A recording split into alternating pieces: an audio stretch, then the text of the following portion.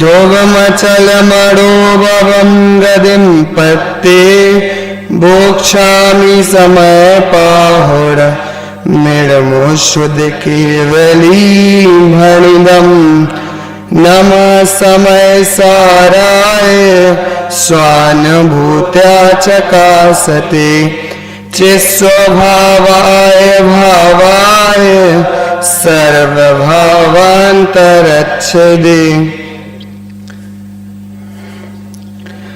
कर्ता कर्माधिकार गाथा नंबर 84-85 इसका पाठ करते हैं। व्यवहारस्य दुआदा पोगलकम्मं करे दिनेह विहं तम चेव पुणो वीय पोगलकम्मं अणेह विहं जदि पोग कोवद्दिरं चेव वेद यदि यादा प्रसज्जते सोजणा। पद्यानुवाद।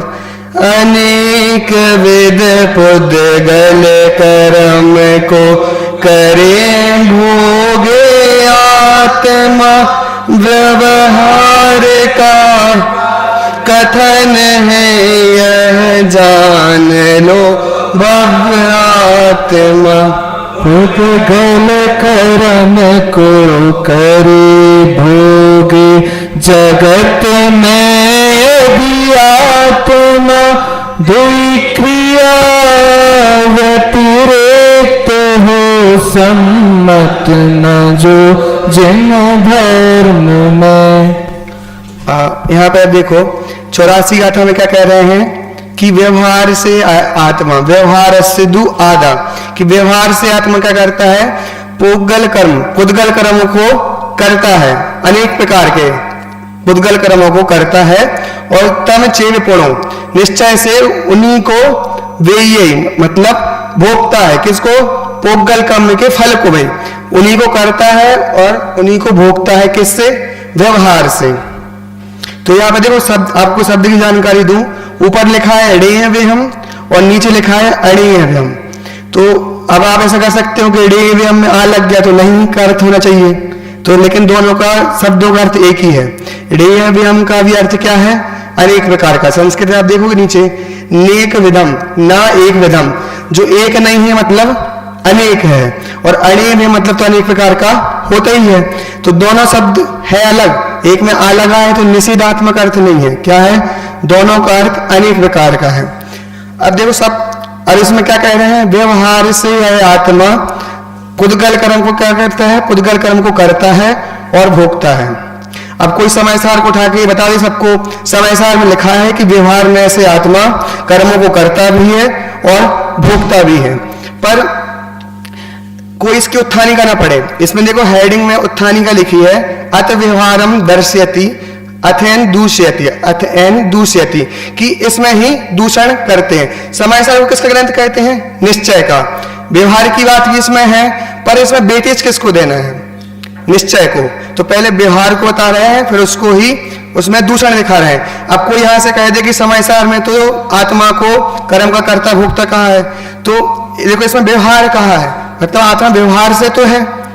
व्यवहार से क्योंकि हमारा प्रथमानियोग कर्णानियोग चरणानियोग जो भी है सब इस नए एक असद्भुत व्यवहार नए के कथनों से भरा पड़ा है और यहाँ पे भी इस बात को कह रहे हैं कि व्यवहार से एक बात यहाँ पे आत्मा कर रही पुद्गल कर्म कर रहा है और भोग रहा है।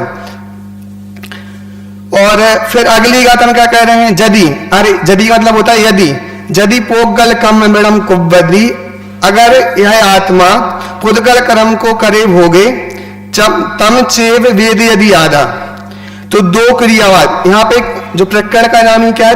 द्वि क्रियावादी कि एक द्रव्य की दो क्रियाएं नहीं होती। और दादा इसमें बता रहे थे कि दो द्रव्य की भी दो द्रव्य एक द्रव्य की दो क्रिया नहीं होती और दो द्रव्यों की भी एक क्रिया नहीं होती। सबकी पृथक पृथक अपनी अपनी क्रियाएं होती हैं। तो इसमें लिखा है कि ये क्या है? पसज्जदे सो जिणाम वदम जिनैन भगवान को ये सम्मत नहीं है। मतलब अपन शुरू से कहते हैं कि जिनका भक्त कौन, जो जिनकी आज्ञा माने।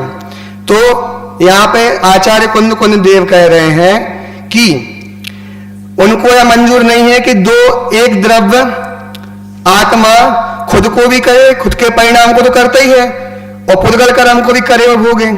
तो एक उनको आचार्य कह रहे हैं कि जिनेन्द्र भगवान को ये बात सम्मत नहीं है। क्योंकि सम्मत क्यों नहीं है?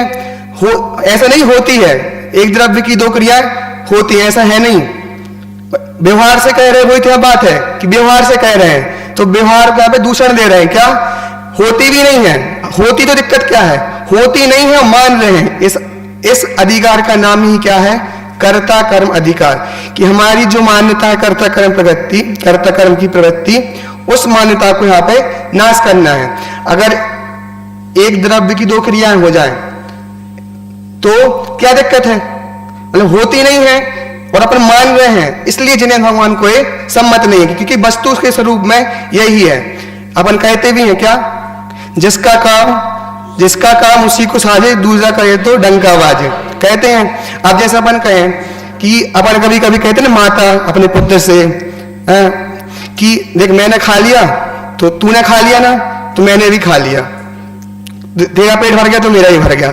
माता ने कह दिया कि तूने खा लिया तो मेरा पेट भी भर गया, पर माँ मर जाएगी एक दिन, ऐसे बोलती रहेगी तूने खा लिया तो मेरा पेट भी भर गया। क्यों? माँ के बच्चे ने खा लिया तो माँ ने खाना खाया क्या? कह रही है कि तूने खा लिया तो मैंने भी खा लिया, पर ऐसा नहीं है। माँ की क्रिया माँ से अभिन्न है। ये सिद्धांत है कि अगले क्लास जो आएंगे, चाहे व्याकरण में देख लो चाहे जैन सिद्धांत में देख लो, कर्ता कर्म और क्रिया तीनों अभिन्न है। मतलब एक द्रव्य की जो क्रिया हो रही है वो उससे अभिन्न है, और दूसरे द्रव्य की क्रिया उससे अभिन्न है। अब क्या हो रहा है कि हम पुद्गल एक अलग द्रव्य है, वो अलग कर्म है, और जीव एक अलग द्रव्य है। अब व्यवहार से तो कह रहे हैं, और ये बात सही भी है। अपन को जब भी चरणानी योग कर्णानी योग की शैली में, प्रथमानी शैली में कथन भी आएगा कि तुमने ऐसे परिणाम किए, इससे तुम्हें ऐसा कर्म बंध हुआ, इससे तुम्हें ऐसा कर्म बंध, और उसका फल भी तुम्हें ही भोगना पड़ेगा। ये बात सही है। मुझे अनमोल ने जो कर्म किए वो मुझे नहीं भोगने पड़ेंगे, मैंने जो कर्म किए मुझे ही भोगने पड़ेंगे। ये तो कथन है व्यवहार का। ऐसा लौकिक में ऐसा होता है, जैसे कोई केस आया, मैंने चोरी नहीं की पर मुझे चोरी का इल्जाम लग गया, ये तो अन्याय हो गया। पर कर्मों में ऐसा नहीं है, जो कर्म तुम्हें बने हैं वो ही फल। इसमें लिखा है देखो, चेव जो शब्द आता है ना, वो निश्चय की बात बताने के लिए आता है। चेव गाथा में लिखा है तम चेव पुणो, तो ये बात निश्चय को बताने के लिए आती है। निश्चय से मतलब कि जो कर्म जीव ने करे ऊपर, जो व्यवहार से भी जो कर्म जीव ने किए हैं उन्हीं को वो भोगेगा। ठीक है, भले ही व्यवहार से। ये कथन इस हमारा कर्णानी योग चरणानी योग सब कुछ टिका है, लेकिन यहाँ पे समय सार की शैली है। समय के सार की शैली हमें क्या करवाना है? जीव को भेद विज्ञान कराना है। तो व्यवहार का कथन भी आएगा और उसका निषेध भी आएगा। तो यहाँ पे वही कह रहे हैं कि आचार्य कि व्यवहार से क्या हो रहा है कि आधा मतलब आत्मा पुद्गल कर्मों को कर भी रहा है और भोग भी रहा है। अब आप कर्म की प्रक्रिया देखो, जब भी जीव कर्म करेगा, जीव कर्म बनेगा जबकि कर्म से, तो उस समय क्या होगा? पूर्व कर्म का उदय होगा और आत्मा उस रूप परिणमेगा, और फिर नए कर्मों का बंधन होगा। ये प्रक्रिया है। ठीक है, पर जब जीव को कर्म बंधा तो क्या कहते हैं कि जीव ने कर्म को बांधा। ये व्यवहार की बात है। आगे जाके समय सार में कह देंगे, है तो तीनों एक ही समय में, पूर्व कर्म का उदय, वर्तमान में जीव का परिणाम और कर्म का बंधना, तीनों प्रक्रिया एक समय में ही होती हैं। कब होती हैं? क्या क्या? पूर्व कर्म का उदय और जीव का परिणाम और नए कर्मों का बंधन। तो वो कह देंगे जो पूर्व कर्म को उदय है ना, पुद्गल ही पुद्गल का करता है। क्योंकि ये अपन ने कर्ता कर्म अधिकार सुनी रहे सुबह, तो उसमें व्याप्य व्यापक भाव की बात आई है। किसकी? व्याप्य व्यापक भाव की, कि तत्स्वरूप में ही होता है, एक ही द्रव्य में होता है। तो पुद्गल द्रव्य ही पुद्गल द्रव्यों कर्मों का करता है, लेकिन जब भी कर्म बनेगा उसमें जीव का परिणाम तो निमित्त ही होगा। यहां पे जब भी चर्चा करेंगे समय सार में, तो किसको बंद होगा बताओ? समय सार में चर्चा आ रही है जीव को बंद होगा, तो कौन सी जीव की बात आएगी? अज्ञानी जीव की। समय सार में अगर कभी भी बंधन की बात आ रही है तो किसको होती है? अज्ञानी जीव को। क्योंकि जो मिथ्यात्व है अनंत अनुबंधी, उसको ही समय सारा बंध कहते हैं। अध्यात्म में उसी को ही बंध कहते हैं।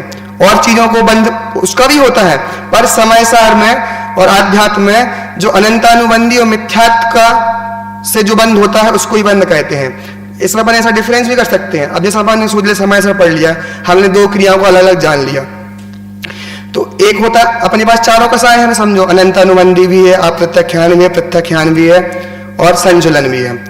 तो आपको ये सोचना सब कुछ जान लिया, अहम कर्मों का बंध नहीं हो, ऐसा कोई स्वच्छद्धि हो जाए तो उसको चेक करना चाहिए कि अनंतानुबंधी का परिणाम क्या है और अप्रत्यख्यान का परिणाम क्या है। अप्रत्यख्यान वर्ण कर्म के उदय से तुम्हें स्वस्त्री रमण करने का भाव आएगा, पर स्त्री का नहीं आएगा। अनंतानुबंधी में तुम्हें स्वस्त्री का जा सकता है और पर स्त्री का रमण जा सकता है। मतलब ये चेक करने के तरीके हैं कि आपको अगर गुरु से प्रेम है तो आपको किस प्रकार का राग है, मुनिजात से राग है तो संजुलन, मतलब चारों प्रकार के अपन चेक कर सकते हैं हमारे अंदर कौन सी कसा विद्यमान है। हमने अब जान लिया कि दो क्रिया, एक द्रव्य दो क्रिया नहीं कर सकता, जान लिया, हम अपनी क्रिया करें। पर अगर हमारे अंदर अनंतानुबंधी विद्यमान है तो या परिणमति से करता, हम अपने परिणामों के निमित्त से परिणमेंगे और उससे जो बंध होगा वो मिथ्यात्व से बंध होगा। तो ये तो मैं आपको बता रहा हूं कि निश्चय से तो यही कहेंगे कि पुद्गल करने पुद्गल को ही बांधा, और जब भी बनेगा उसमें हमेशा जीव के परिणाम निमित्त होंगे ही होंगे। ऐसा नहीं होगा कि नया कर्म बनेगा और जीव ने कोई परिणाम, थोड़ी आवाज कम कर दो। तो जीव जब भी जीव को कर्म बनेगा तो उसका श्रेय तो आध्यात्मिक किसको जाएगा? पुद्गल को ही जाएगा, लेकिन उस समय जीव के परिणाम निमित्त होंगे, मतलब परिणाम तो उस समय जीव के होंगे ही। ठीक है, अब ऐसी यहां पे बात की दोनों कि यदि पोगल कम मैडम, तो दो क्रियाएं जो होगी वो ज्यागम में सम्मत नहीं है। ठीक है, अब इसकी टीका पढ़ेंगे उससे पहले लौकिक में भी दो क्रिया कोई करे। दादा इसके उदाहरण देते हैं कि कोई बैंक में कोई एक ही काम सब कर ले, वही चपरासी बन जाए, वही सब कुछ कर ले, तो वो काम नहीं है। बोले तुम इससे अच्छा तो तुम चपरासी बन जाओ। तो जिसके जो राइट्स होते हैं, मैं ऐसा कहता हूं अपन लौकिक में भी कोई उच्च व्यक्ति है, कलेक्टर है, प्रधानमंत्री है, वो अपना काम करे तो अच्छा लगता है। अगर वो दूसरे ही काम भी करे, वो नीचे वालों के काम भी करे, तो उसका पद शोभित होगा क्या? नहीं होगा। तो लौकिक में भी जिसका काम है उसको अच्छा लगता है। और जैसे हमें जो काम करने कहा है हम अपने राइट्स में करें तो सही, अगर हम दूसरे काम करें जो लीगल नहीं है तो उसके लिए सजा भी है। और वो क्यों मना कर रहे हैं? क्योंकि वो तुम्हारे राइट्स में नहीं है। ऐसे ही जिनागम में आचार्य कुंददेव कह रहे हैं कि जिनेन्द्र भगवान कह रहे हैं कि तुम अपने परिणाम के ही कर्ता भोक्ता हो, तुम दूसरे द्रव्य के नहीं हो। अगर तुम मान रहे हो तो ये द्वि क्रियावादी हो गई। ठीक है, तो यहाँ पे किसकी बात की गई है? द्वि क्रियावादी मिथ्या दृष्टि की बात की गई है। और अब हम गाथा में पढ़ेंगे कि टीका में कि आचार्य अमरचंद्र देव क्या कहते हैं। यद्यपि अंतर में व्याप्य व्यापक भाव से मिट्टी ही घड़े को करती है और भाव्य भावक भाव से मिट्टी ही घड़े को भोगती है, तथापि बाह्य में व्याप्य व्यापक भाव से घड़े की उत्पत्ति में अनुकूल ऐसे व्यापार को करता हुआ कुमार घड़े को करता है और घड़े के पानी के उपयोग से तृप्ति के भाव्य भावक भाव से अनुभव करता हुआ वही कुमार घड़े को भोगता है। ऐसा लोगों का अनादि से रूढ़ व्यवहार है। ठीक है, अब यहाँ पे दो शब्द आए, एक क्या? व्याप्य व्यापक भाव और भाव्य भावक भाव। तो जहां भी व्याप्य व्यापक भाव होगा वहां पे कौन संबंध होगा? कर्ता कर्म संबंध होगा। ठीक है, जहां भी व्याप्य व्यापक भाव का, आपको एक शब्द में कहूं कि व्याप्य व्यापक भाव तत्स्वरूप में होता है। उसका पिछली कलसों में आया है, व्याप्य व्यापकता तदात्मनि भवे नेवा तदात्मन्यपि। जो व्याप्य व्यापक भाव है वो तत्स्वरूप में ही होता है, अतत्स्वरूप में नहीं होता है। व्याप्य व्यापक भाव मतलब क्या? जैसे फर्स्ट ईयर में प्रेमरत्नमाला पढ़ी होगी कि आम का पेड़ है, नीम का पेड़ है और एक पूरा बगीचा है। तो बगीचा क्या है? व्यापक है, और आम का पेड़, नीम का पेड़ उसमें व्याप्य है। तो ऐसे ही जिस व्याप्य व्यापक एक ही द्रव्य में होता है, एक द्रव्य व्यापक होगा और उसके जो परिणाम होंगे वो उसमें व्याप्त होंगे। तो जी द्रव्य एक व्यापक है और उसके परिणाम उसके व्याप्त हैं। ऐसे ही पुद्गल कर्म है, पुद्गल कर्म है व्यापक है और उसके परिणाम जो हो रहे हैं वो उसमें व्याप्त है।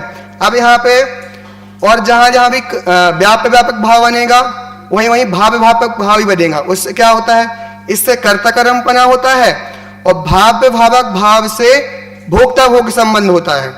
ठीक है, जहां जहां भी कर्ता कर्मपना होगा वहां वहां भोक्ता भोगपना भी घटेगा। ठीक है, तो अब यहां पे क्या कर रहे हैं, अंतर में, अंतर है मतलब वास्तव में व्याप्य भाव किसमें होता है, एक ही द्रव्य में होता है। तो इसमें क्या लिखा, मिट्टी ही घड़े को करती है। अब आपसे कोई भी पूछेगा कहा, तो इसमें लिखा ना नीचे लास्ट लाइन, अनादि से ऋण व्यवहार, घड़े को कौन करता है, क्या उत्तर आएगा, कौन करता है घड़े को, कुमार। और अपन ने अभी पहले लाइन क्या पढ़ी, अंतर में व्याप्य व्यापक भाव से मिट्टी ही घड़े को करती है और अपन के मुंह से पहले सबसे क्या निकलेगा, कुमार करता है। तो क्योंकि व्याप्य व्यापक बने, बताओ कुमार वो मिट्टी में घट सकता है क्या,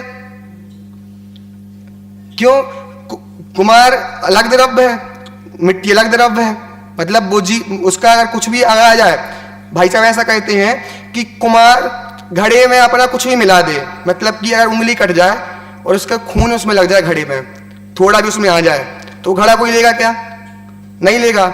मतलब कि जो उसको करता है वो उसको अच्छे से करे तो वो सही होता है।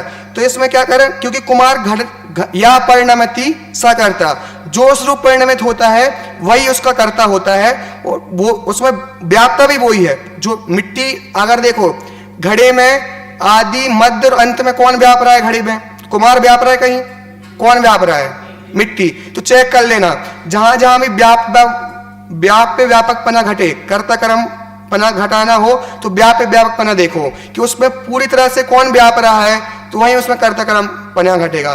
तो घड़े का कर्ता कौन है, मिट्टी, और घड़े को भोगता कौन है, मिट्टी ही। क्यों, जैसे घड़े में पानी रखा, पानी ठंडा हो रहा है, तो कहने की दृष्टि में मिट्टी ही उसको भोग रही है। पर क्या है देखो, उसमें लिखा बाह्य में व्यापार करता हुआ कुमार, एक होता है बाह्य व्यापक व्यापक भाव, बाह्य व्यापक मतलब व्यवहार से कह रहे हैं, अनादि से रूढ़ है। जब भी घड़ा अपन को नया लेना होगा तो मम्मी कहाँ कहेंगी, कहाँ जाओ, कुमार के पास जाओ। चप्पल के पास जाना हो तो चप्पल लेना जाना हो तो कहाँ, मूची के पास जाओ। मतलब पहले क्या था कि सब वर्ण व्यवस्था बटी हुई थी कि किसका काम किसको करना है, बाल काटने काम नाई ही करेगा। आज तो कोई भी कुछ भी कर रहा है, पर पहले अनादि ऋण व्यवहार था कि जो काम कुमार मतलब घड़े का काम। तो अब जब भी घड़ा लेना हो तो कुमार के पास। लेकिन यहां पे लिखा बाह्य में व्याप्य व्यापक, अगर उस समय मैं तो जैन हूं, अगर मैं घड़ा बना रहा हूं तो उस समय कुमार मैं हूं। क्यों, क्योंकि उस समय अनुकूल व्यापार, उसमें लिखा ना एक शब्द अनुकूल व्यापार रूप परिणमित होता हुआ। व्यापार मतलब ये नहीं कि व्यापार कर रहा है, उस समय अपने हाथ अपने उपयोग को और अपने जो क्रिया कर रहा है, उस समय जो हाथ पैर चलाने का काम कर रहा है वह क्या है, उसके व्यापार है। तो उस समय जो भी घड़ा बना रहा होगा उस समय क्या है, वो बाह्य में व्याप्य व्यापक भाव है। तो ये क्या है, अनादि से रूढ़ व्यवहार है। जब भी घड़े की बात आएगी तो कुमार की बात आएगी। तो कर्त बाह्य में कर्ता कर्मपना कौन हो गया, कुमार हो गया, और भाव्य भावक कौन हुआ, मिट्टी हुई। अब बाह्य की बात कर रहा हूं, बाह्य में भाव्य भावक कौन हुआ, कुमार हुआ। क्योंकि घड़े के जो उसमें लिखा है तृप्ति, उसका जो पानी है उसमें लिखा है ना, शब्द आए क्या, पानी के उपयोग से तृप्ति को, उसकी जो पानी का उपयोग कर रहा है। अब ऐसा कुमार ने घड़े को बेच दिया तो उसको लाभ हुआ कि नहीं, मतलब उसके दोनों ही उसको वो पैसे के रूप में भोग रहा है। तो उसका बाह्य में भी भाव्य भावकपना घट रहा है। ये क्या है, अनादि से रूढ़ व्यवहार है। ऐसी कोई वास्तविक सही बात नहीं है, क्या है, ये रूढ़ व्यवहार ऐसा कहा जाता है। लेकिन निश्चय से करता कौन है, मिट्टी है। ठीक है, जैसे कोई घर में कहें कि गए बहुत अच्छे से सबके पैर पड़ रहे हैं बच्चा, और फिर बन गए क्या, कितने अच्छे संस्कार हैं, बाद में वही किसी को गाली दे रहा हो, कुछ कर रहा हो, तो कहेंगे तो अनादि से इसकी रूढ़ परंपरा नहीं, घर की सबके आगे पैर पड़ता है। तो ऐसे ही व्यवहार में कथन है कि कुमार घड़े का करता कौन, कुमार। अपन को कभी नहीं लगता मिट्टी करता है। ऐसे ही अनादि से व्यवहार है। ऐसे ही क्या होता है कि अब बताओ, बिना देखे कोई टीका बताना कि पुद्गल कर्म का, पुद्गल कर्म जो पुद्गल है, जो पुद्गल कर्म में कर्ता कर्म पना घटाना और भाव भाव करना कौन है? जीव है कि पुद्गल है?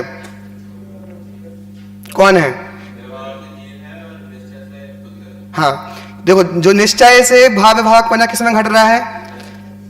पुद्गल ही पुद्गल कर्मों का करता है, क्योंकि उसमें क्या हो रहा है अब पढ़ नहीं रहा है, मैं आपको बता दे रहा हूं कि पुद्गल ही उन कर्मों को करता है और उन्हीं को भोगता है। अब ऐसा जैसा अपने उदाहरण घटा है, सिद्धांत में नहीं घटेगा। आप सोचोगे कि अब पुद्गल कर्म क्या भोगेगा, वो तो अजीब है। लेकिन अध्यात्म में ऐसा कहा जाता है कि पुद्गल कर्म ही उनका करता है, क्योंकि जीव नहीं है, क्योंकि दोनों तरफ अलग अलग है। जीव नहीं है तो किसी ना किसी को तो कहना पड़ेगा, क्योंकि किसी ना किसी को नहीं बनाएंगे तो ये जीव क्या है, इसको हर चीज का करता बनना पड़ता है। तो कह दिया कि पुद्गल ही इस कर्म का करता है और पुद्गल ही इसको भोगता है। वास्तव में जो परिणाम है वो चेतन है, अचेतन जो हो रहे हैं, जो कर्म को अचेतन है। इसी तरह से आगे भी कह देंगे कि ये पुद्गल के ही हैं। तो पुद्गल भी उन कर्मों को करता है और पुद्गल को ही भोगता है। जैसे अनादि से रूढ़ व्यवहार किसका था? कुमार और घड़े का था। वैसे ही अनादि रूढ़ व्यवहार क्या है कि जीव ने कर्मों को किया और कर्मों को भोगा। ठीक है, तो ये क्या है? अज्ञानियों का अनादि संसार से प्रसिद्ध व्यवहार है, ज्ञानियों का नहीं है। किसका है? अज्ञानियों का। और अज्ञानी को ही वो क्या करता है, वो भी मानता है कि मैंने कर्म किए। तो इस कारण से, क्योंकि उसके एकत्व मत कर्तृत्व भोक्तृत्व पर में है, इसलिए उसका कर्ता बनता है और उसको कर्म का बंधन होता है। तो अब क्या कह रहे हैं, जो मैंने सिद्धांत बोली थी इसको पढ़ते हैं। इस जगत में जो भी क्रिया है वह परिणाम स्वरूप होने से परिणाम से भिन्न नहीं है, परिणामी है। और परिणाम व परिणामी एक होने से परिणाम भी परिणामी से भिन्न नहीं है। मतलब कर्ता, कर्म और क्रिया, जो भी करता है उससे क्रिया कैसी है? अभिन्न है। कर्ता, कर्म, क्रिया, ऐसा नहीं क्रिया कोई और की लेना है। मतलब कर्ता से वो क्रिया अभिन्न है। क्रिया में षटकारक घटते ना, क्रिया के षटकारक घटते हैं। तो कर्ता, कर्म, कर्ता और कर्म तो एक समझ लो एक मानते हैं, पर जो क्रिया भी हो रही है वो कहीं उससे अभिन्न है। तो अब क्या है, दिक्कत क्या आ रही है कि जीव का व्याप्य व्यापकपना किससे है? उसके स्वयं के परिणामों से है। और पुद्गल का व्याप्य व्यापक बनाव किससे है? पुद्गल से है। तो अब कोई व्यक्ति ये मानता है कि जीव कर्म पुद्गल को करता है, तो व्यापकपना बताओ किस किस में घट रहा है? जीव और पुद्गल में व्यापकपना घट रहा है क्या? नहीं घट रहा है। तो अगर जीव पुद्गलों को भी करे और स्वयं के परिणामों को भी करे तो क्या हो गई? दो क्रियाएं हो गई। इसको क्या बोलते हैं? द्विक्रियावादी मिथ्या दृष्टि। ऐसा होता नहीं है पर ऐसा मानता है, अनादि रूढ़ व्यवहार है। तो एक द्रव्य की एक ही क्रिया होती है और दो क्रिया नहीं होती है। तो दो क्रिया जो ऐसी मानता है तो उसमें क्या लिखा है? ऐसी स्थिति में स्वपर का विभाग अस्त हो जाने से, इसमें क्या हो गया? स्वपर का विभाग अस्त हो गया। क्योंकि अगर जीव ने सपोज समझो हो गया, जीव ने अपने परिणाम भी किए और पुद्गल भी किए, तो दोनों द्रव्य एक हो जाएंगे, क्योंकि दोनों जीव से अभिन्न हो जाएंगे। क्योंकि क्रिया कैसी होती है? तो अभिन्न होती है। तो दो क्रियाएं एक ही जीव से अभिन्न हो गई, तो कौन स्व है, कौन पर है, कौन जीव है, कौन पुद्गल, ऐसा व्यवहार नहीं हो पाएगा। तो एक आत्मा निज रूप अनुभव करता हुआ जीव मिथ्या दृष्टि हो जाएगा। इस कारण से सर्वज्ञ के मत से बाहर हो जाएगा। तो हम सबको यही है कि सर्वज्ञ जो आज्ञा है कि एक द्रव्य की एक ही क्रिया होती, दो क्रिया नहीं होती है। तो यही नहीं है कि पूजा पाठ करना, उनकी आराधना करना, इससे जैन नहीं है। जैन कब है? जब जिन भगवान के, सर्वज्ञ भगवान के शासन में आएंगे, उनकी बात को समझेंगे। होता तो बोल रहे कर ही नहीं पाओगे, दो क्रिया तो तुम कर ही नहीं सकते। अब तो मान लो तो मानना हो, इसलिए तो हमारे मत से बाहर हो। मत से बाहर मतलब क्या? तुम्हारे जैन ने हटा देंगे, तुम्हारे सन्यास हटा देंगे। सर्वज्ञ का मत है जो सच्चा मार्ग है, उसमें तुम नहीं आ पाओगे। उस मत से तुम कैसे रहोगे? बाहर रहोगे। इसलिए हमें अपने परिणामों को, अपनी जो क्रिया है, मतलब हम दो क्रिया नहीं मान के अपने आत्मा में जो अपने परिणाम है उनको ही अपना जाने माने। इसी मंगल भावना से शुद्ध स्वरूपे अविनाशी हूँ आत्मस्वरूप, सहजानंदी शुद्ध स्वरूपी, अविनाशी हूँ आत्मस्वरूप, सहजानंदी शुद्ध स्वरूपी, अविनाशी हूँ आत्मस्वरूप। निज निधि निज में बताई, यह अनंत उपकार है, उसके लिए जिन वाणी माँ को वंदना शत बार है।